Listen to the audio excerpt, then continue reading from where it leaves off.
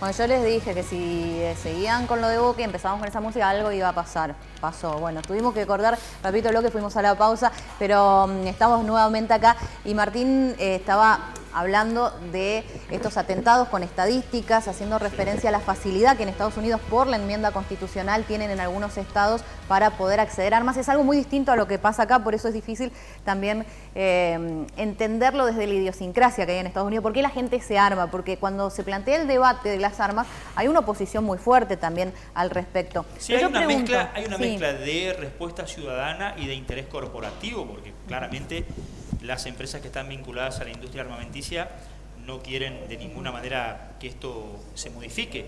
Lo concreto es que cuando se sancionó la segunda enmienda estábamos en una época revolucionaria y de consolidación del nuevo Estado norteamericano que todavía sufría los embates de aquella Inglaterra que quería recuperar a Maryland, a Massachusetts y a esas colonias ricas del norte. Pone en el foco también algo que nos puede pasar a la hora de debatir en la Argentina respecto de algunos acontecimientos. ¿Cuánto pesan los conglomerados empresarios, estoy diciendo una obviedad, ¿no?, para influir tanto en la sanción de una constitución como en la designación de algunos funcionarios? Y esto a propósito de la designación de Etcheverre o de Aranguren en el ministerio de Mauricio Macri, en el gabinete de Mauricio Macri. Yo lo traigo para acá. ¿Cuánto tiempo nos aguantamos los ciudadanos de la capital que el conglomerado empresario del transporte haya manejado la Secretaría de Transporte de la Municipalidad de la Ciudad de Corrientes? O sea, me parece claramente incompatible. Bueno, pero a ver, el interés Etcheverre empresario viene de la sociedad rural, no del sector empresarial. Tal vez vos crees que, porque también en esto se plantea un debate y los invito, personas que saben desde la actividad privada de un determinado tema, ¿son buenos los aportes que pueden hacer al Estado o el conflicto de intereses hace que en algún momento esto pueda incluso ser perjudicial a lo que es el Estado, entendiéndolo como el servicio para todos? Yo tengo una forma de pensar fundamentalmente en los casos de Aranguren y Etcheverre. Para vos no tendrían que ser funcionarios. Para mí son errores del presidente Macri y no deberían ser ministros. ¿Ustedes? Para mí pueden ser, si hay instituciones fuertes en la República Argentina con hombres probos y honestos que puedan controlar el accionar de Etcheverre y de Aranguren, esos funcionarios pueden hacer un aporte desde el profundo conocimiento que tienen del Corrientes, sector. en Corrientes Vara salió del sector arrocero, ministro de Producción, y la verdad que, a mi entender, uno de los mejores funcionarios que tiene Ricardo Colombi. Sí. Y salió del sector ¿También productivo. están de acuerdo con la REA como secretario de Transporte? Bueno, habría que evaluar si es probo, si es apto. Está claro que conoce el transporte, pero está en ese vinculado caso al en ese caso Martín es un delegado de la empresa puesto dentro del municipio. ¿A vos te parece con eso? cargo. ¿A vos te parece eso? Y a evaluar, porque lo que pasa es que en Corrientes hay un oligopolio del transporte. Bueno, pero ¿y por qué pensás eso de la REA y no pensás eso de Aranguren, que estaba en Shell 5 minutos antes de asumir? No me hagas hacer comparaciones odiosas, digamos. No, pero me gustaría escucharte. Porque pero ¿es empresario él personalmente? ¿Aranguren? Sí, No. La REA, ¿es empresario él? ¿Asumió alguna vez algún riesgo? Pero, espera, no te termino de entender. Y sí, para evaluar la capacidad de la persona, del funcionario. No, yo voy al interés corporativo metido en la función pública.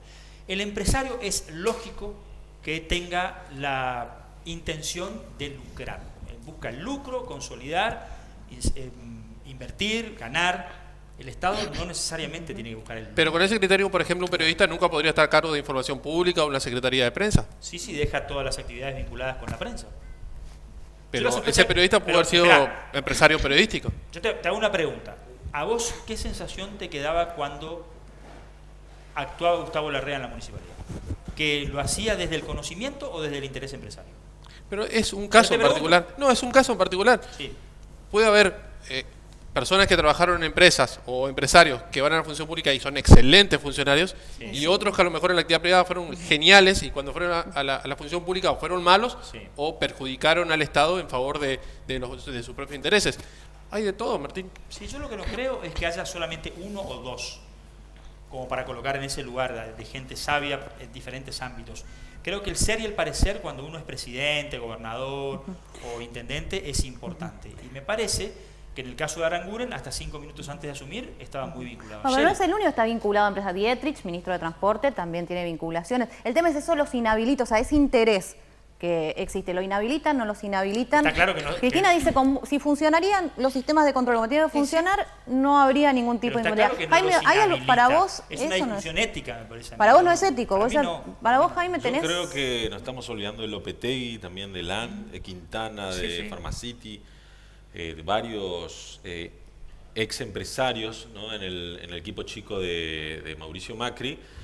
Yo creo que eso a mí me hace ruido cuando son empresarios. Cuando habla de un representante de una sociedad, como en el caso de Vara, más allá de tener él sus emprendimientos y demás, es representante de un sector, como ¿cómo es que se llama la asociación de plantadores de arroz? ACPA, Exactamente. Correntina Plantadora de Arroz. Bueno, y lo mismo Echeverri es otra cosa. Sin embargo, la gente que encima, como pasó con Aranguren en su momento, que aplicó los primeros aumentos en la gestión de Macri, siendo aún integrante del directorio de Shell, eso sí ya hace ruido. Y bueno, y la gente tiene todo el derecho, ¿no? de dudar de esas medidas, ¿no? Acá en Corrientes también el presidente del banco es empresario. Sin embargo, el Banco de Corrientes es uno de los mejores bancos administrados del país.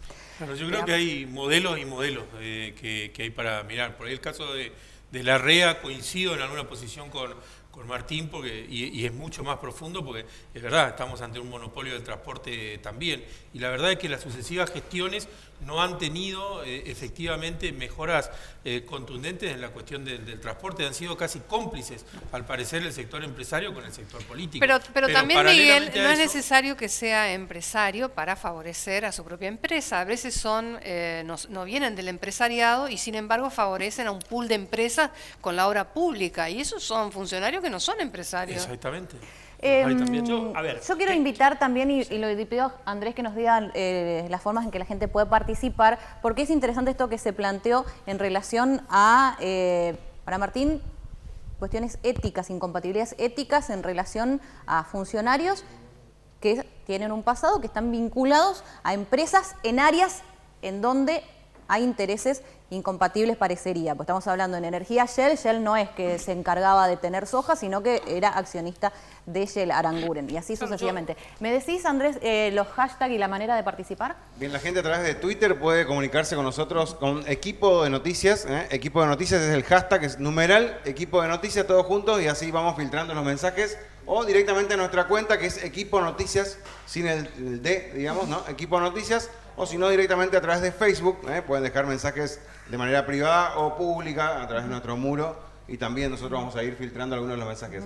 Estos fueron llegando, tienen que ver por ahí con lo que hablamos del fútbol al principio, y bueno, pasaban También algunas Marcos cuestiones. Elías también se suma a opinar por ahí, Marcos lo conocemos a ese exproductor. muchacho por Sí, acá. sí. ¿Pero Marcos de qué cuadro es? No sé, se terminó el verso que ayudaban a River, ahora el no fue córner es para festejar los Boston. Bueno, Ayudan a los dos grandes. sí. A veces le toca a River, a veces le toca a Boca, no quedan dudas eso.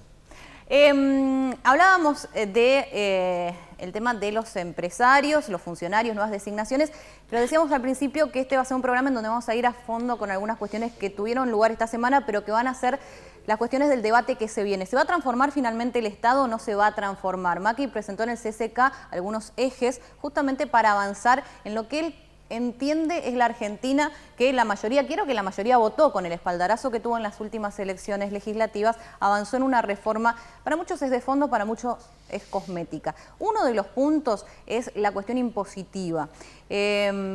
Pagaremos menos impuestos. Esto de tener un gobierno en cuyo gabinete haya tantos empresarios, ¿significa que la reforma va para favorecer a los grupos empresariales y no al común de las personas? ¿Esto influye o no influye? Los voy a presentar a los invitados y los sumamos también al debate. Tenemos al doctor Mario Svedeniuk, economista. Muchas gracias por estar, por venir. ¿Usted tiene alguna opinión formada respecto a esto que decía Martín? ¿Hay incompatibilidad entre pasado empresario o presente empresario y función pública? O como dice Cristina, si los mecanismos de control funcionaran, no habría problemas. ¿Me permití hacer un aporte? Porque si no, quiero que quede claro que no estoy en contra del pasado empresario vinculado a la función pública. Digo, estoy en contra entre ese funcionario tenés prejuicios, que Martín. no tiene Martín, una tenés frontera prejuicios. clara. Tenés prejuicios, Martín. No tengo prejuicios, en absoluto. Aparte, yo creo que la iniciativa privada es la que salva a una nación. Pero creo que si un empresario de un grupo importante concentrado de la economía no tiene claro que dejó de ser parte de ese grupo para ser funcionario, la cosa se complica. Y el caso que él puso de Aranguren es el caso más claro. Doctor Esbeñuc, ¿usted quiere Bueno, sumar? con respecto a esto, la Constitución provincial, si estamos hablando de la provincia, requiere para ser funcionario público en los niveles jerárquicos condición de idoneidad. Esto significa que debe tener determinado perfil y target. Lo otro tiene que ver con cuestiones éticas y habitualmente en Corrientes, por lo menos, no existen normas regulatorias de la norma ética, es decir que es prácticamente un juzgamiento social y no es lo mismo un empresario, como acá se hablaba, en función de gobierno, por eso a veces se dice que es la empresa la que está en la función pública, que cuando se hace negocios con los empresarios. Es un límite muy finito, pero sí tiene que ver, porque el funcionario tiene responsabilidades.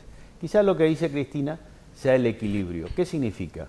Y esto nos hubiera ahorrado todos los debates que está habiendo en la Argentina hoy sobre los ilícitos que ocurrieron en el kirchnerismo.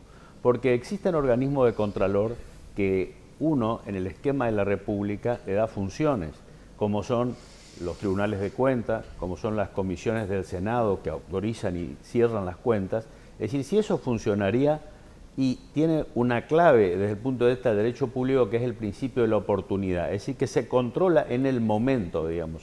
Acá se está juzgando determinada administración infiel o determinados ilícitos que hubo en el país, pero 8 o 7 años después, diríamos.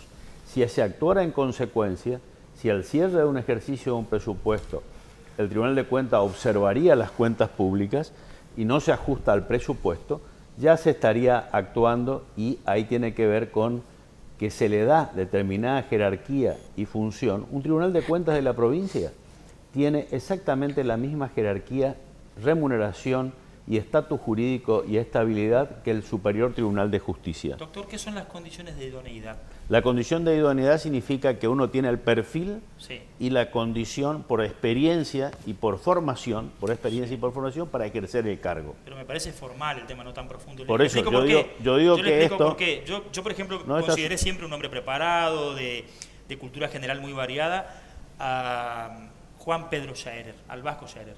Y fue ministro de Salud Pública. ¿Qué Bueno, condición pero de eso, idoneidad tenía? ese es un problema, pero justamente eso es lo que no se cumple. Por eso es que a veces, para ejercer un cargo, la ley de ministerios te dice cuál es el título que vos tenés que tener. Pero acá en Corrientes es un poco disperso el cumplimiento de eso, porque tenemos aplica. veterinarios, esta administración que se va a iniciar municipal es de médicos, es decir, de que esto que ustedes plantean, Es discutible. ajeno a la cuestión ética, Es discutible. tiene que ver la cuestión de idoneidad con la función y la formación. Por eso es la formación. Un médico está formado, puede ser un gran diseñador de políticas de salud, pero yo no sé si es idóneo después para bancárselo a un funcionario como el que vos decís, que representa un sector de intereses del transporte, porque él está más formado para otra tarea. Las leyes son inteligentes, lo que quizás haya es que actualizarlas, porque ahora la ética, la forma de todos los lobbies, fíjate vos que antiguamente no estaba en un buen límite ser lobista y ser violador de la ética. Y hoy por hoy es indivisible, porque el comportamiento de la gente es el que tiene. Por ahí se habló acá del ministro Varas. El ministro Varas está hoy reconocido porque a pesar de que era un dirigente, él trabajó para la producción, no para la producción de arroz. Por eso está vitalizado él su representación. En cambio, había antes que eran subsecretarios y hacían líneas de crédito para los arroceros. Ahí es donde empieza el perfil de la violación Lo ética. sumamos y vamos a meternos en el tema tributario en sí a Juan Manuel Maunid, No contador, sabía dónde otro especialista en justamente esto que tiene que ver con los impuestos. ¿Esta posibilidad ya de ver, aunque sea la línea gruesa de esto que se presentó, esta reforma tributaria, va a ser refundacional para el sistema de impuestos que tenemos o no tanto? Bueno, antes que nada, Buenas noches.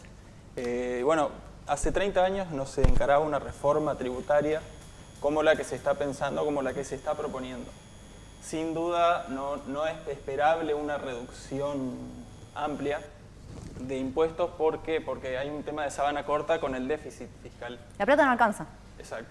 Digamos, el gasto está y de alguna manera hay que sostenerlo. Vamos a compartir cómo presentaba el ministro de Hacienda Duhovne los puntos centrales entonces de la reforma tributaria para saber de lo que estamos hablando y después los especialistas nos van a contar qué ven de bueno en esto y cuáles son las cosas en las que no coinciden. Vamos con lo que decía el ministro de Hacienda, así se presentaba esta reforma tributaria esta semana. Un recuento de los impuestos que se modifican en esta reforma.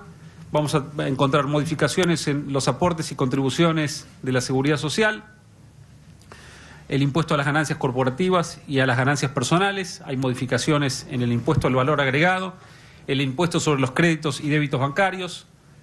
Vamos a trabajar en conjunto con las provincias, en conversaciones que ya se han iniciado, para que logremos una rebaja en ingresos brutos, en sellos y en eliminar las aduanas interiores que hoy tenemos, que están generadas por los regímenes de retención por extraña jurisdicción. En ese sentido, me permito, también vamos a estar modificando impuestos internos, vamos a estar modificando los impuestos a los combustibles, transformándolos en impuestos ambientales que penalicen la emisión de gases con efecto invernadero, ratificando el compromiso que tiene la Argentina en la lucha contra el cambio climático. Y vamos a eliminar el impuesto a la transferencia de inmuebles, que hoy resulta un obstáculo para el acceso a la primera vivienda de muchísimos argentinos. En definitiva, vamos a dar pasos para caminar hacia tener un sistema tributario normal, más parecido al que rige en otros países del mundo. En la Argentina, y otra particularidad es que la Argentina cobra un impuesto hoy a los movimientos bancarios que no existe en ningún otro lugar del mundo. Es un impuesto muy nocivo porque se acumula en cascada, es anti-exportación, anticompetitividad, antibancarización, por lo tanto anticrédito. Y también la Argentina hoy tiene un impuesto que es ingresos brutos, que se acumula también en cascada, dañando de muerte la posibilidad de competir y de exportar, que tampoco existe en otras partes del mundo. Bueno, escuchábamos, ¿no? Más o menos algunos de los cambios, la línea gruesa, y uno dice, pero si la plata no alcanza, tenemos déficit fiscal, y si a su vez el Estado baja los impuestos, menos va a alcanzar la plata, Juan Manuel. Así es. ¿Y entonces?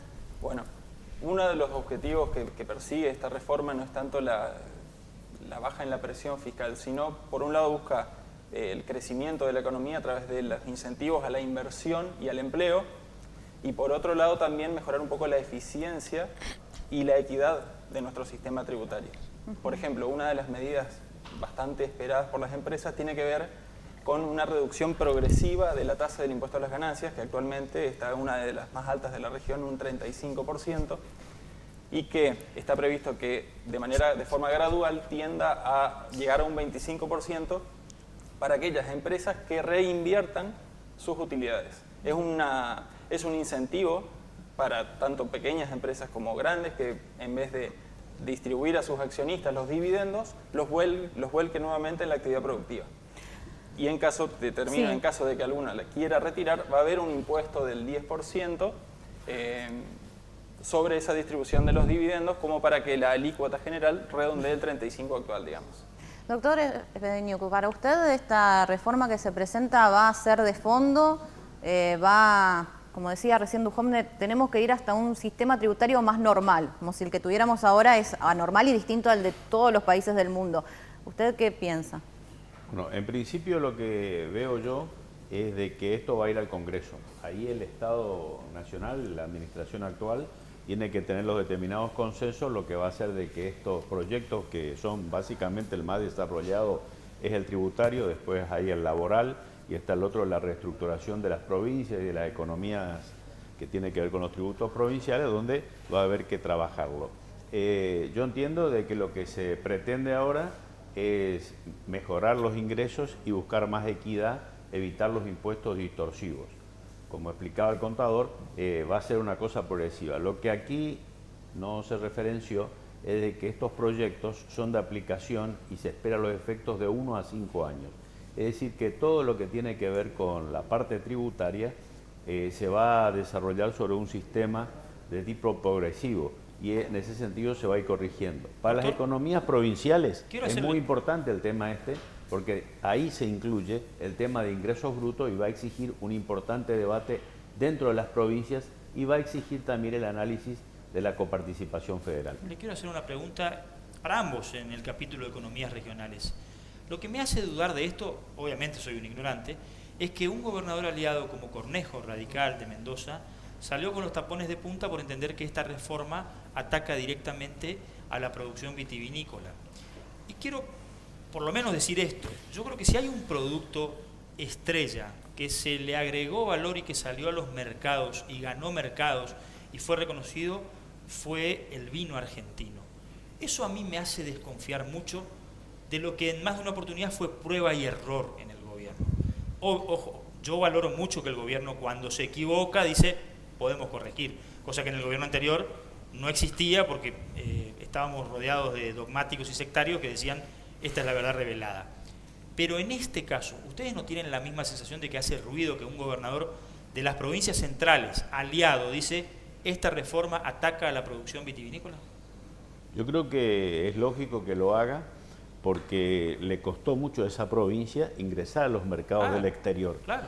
Todo lo que tiene que ver con colocar productos fuera del país lleva mucho tiempo, hay que consolidarlo y darle continuidad. Entonces, al poner este gravamen, que es directo, le cambia sustancialmente la rentabilidad. Por supuesto que la gente está interesada en colocar los vinos en otros mercados y da buena renta, pero si a su vez esa renta va a ser para pagar impuestos, empieza lo que se llama el desaliento. Y eso es lo que tenemos.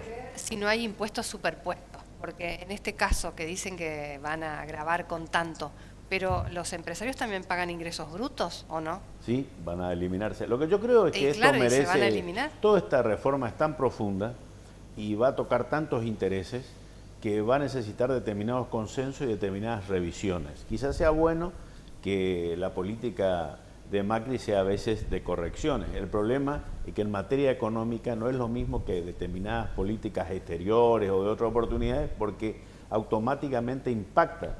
Ese exportador del vino ya está revisando si le conviene o no seguir en ese mercado, porque con su dinero y con su riesgo está pero la actuando corrección, en o ese sea, a mercado, ver, las correcciones pueden ser buenas y siempre uno reconoce que es bueno arreglar, pero uno dice hay cosas tan de fondo que si se destruye una economía regional por una mala medida, que no se diagnosticó bien la cosa, sí, se puede corregir, pero toda la cantidad de productores y todo el daño que hace en la economía regional, el daño social, la gente que queda sin trabajo, yo no sé si esa corrección termina siendo totalmente indemne. O sea, mira, lo que se espera, digamos, desde el sector del vino, hablan de que les está costando mucho recuperar el terreno perdido y más con otro competidor directo que es la cerveza, y bueno, que esto como que sería una cuestión que agravaría la situación, ¿no?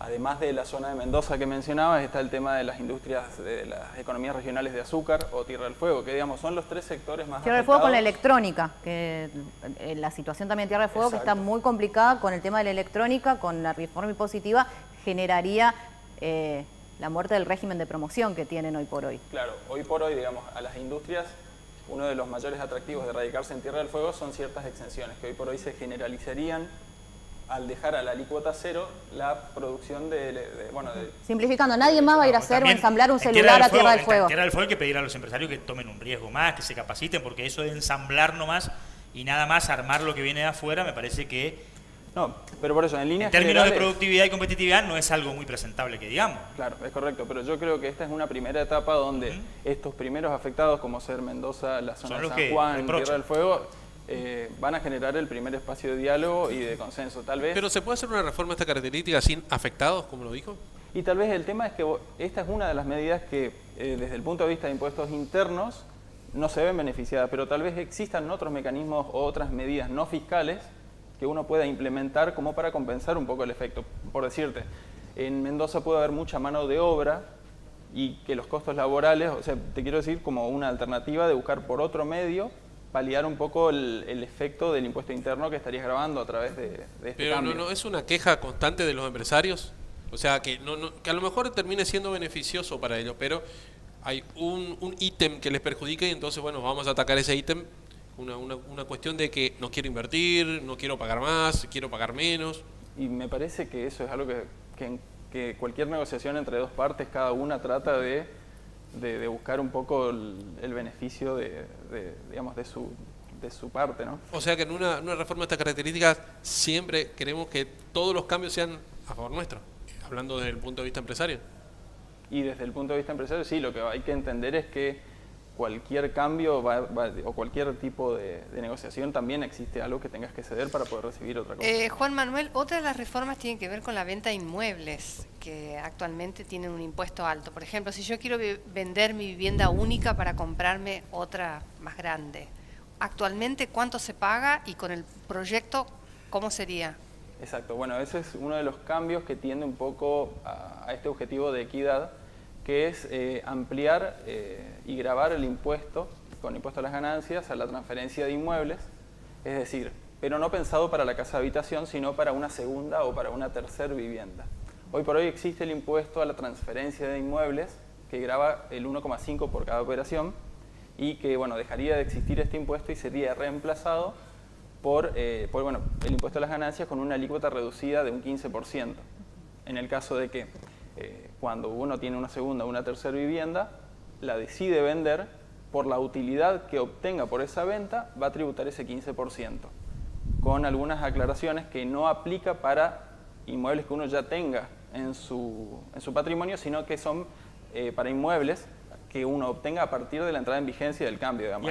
¿Y a Corrientes qué le toca en la visión de ustedes, el análisis de ustedes de esto? ¿Qué panorama por delante tiene según la óptica de ustedes?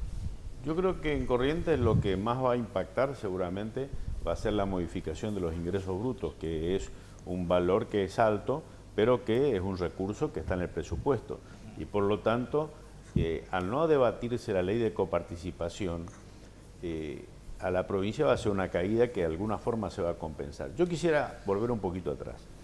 La reforma de un sistema tributario en un país se debilita en el análisis si empezamos a hablar del problema del vino, de Tierra del Fuego, de estos de puntos, que son los más, como cuando el presidente dijo en el Congreso de la Nación, en la biblioteca hay exceso de personal, digamos. Es decir, toma casos extremos y todo el país nos ponemos a debatir sobre eso.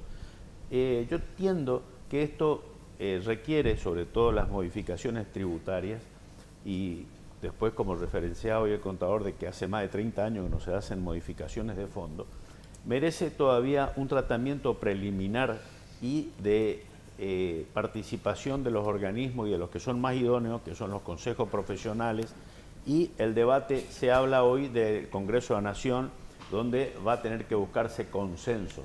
Yo creo que primero hay que ir con proyectos que vayan ya consensuados, digamos, y que los representantes del pueblo, que son los legisladores nacionales, trabajen sobre determinado tipo de definitivo proyecto. Si bajan los impuestos, ¿van a bajar las cosas? Porque si no, nos pasamos discutiendo sobre cuestiones puntuales y después entonces, te vamos a compensar, empiezan las negociaciones políticas. Lo que está proponiendo vamos a compensar tal cosa.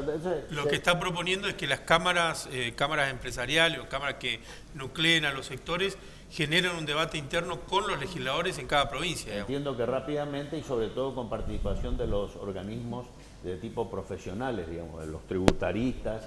Hay un montón de instituciones que podrían aportar, digamos. El Estado dice que necesita determinados consensos. Eso ya es para la última etapa, cuando se va a buscar...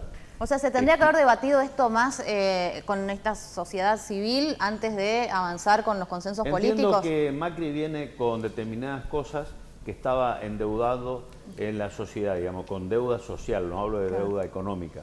Y de golpe, después de obtener un reposicionamiento en lo que hace a su credibilidad desde el punto de vista de las elecciones, y entonces ahí tira un montón de cosas que inclusive el tema de capitales es un tema que lo planteó en algún momento la oposición.